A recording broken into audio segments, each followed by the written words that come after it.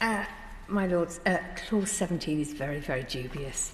I mean, it's bad enough when private companies use civil injunctions which have become quasi-criminal private tool against protesters.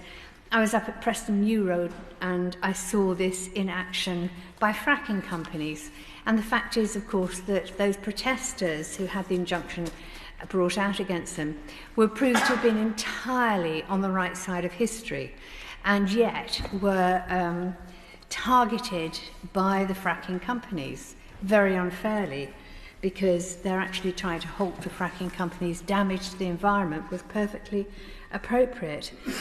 And we've seen injunctions used against tree protectors as well. And of course, a breach of an injunction is contempt of court with risk of fines and imprisonment. It's actually quite onerous, and it's bad enough when a private company chooses to do it, but actually it's pretty concerning when the Secretary of State decides to do it.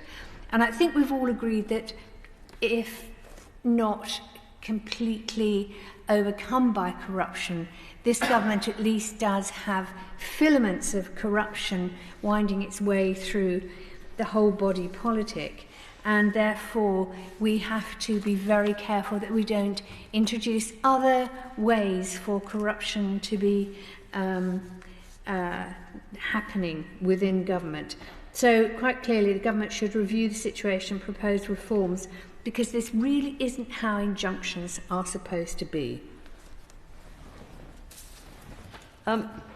My Lords, not being a lawyer, I would never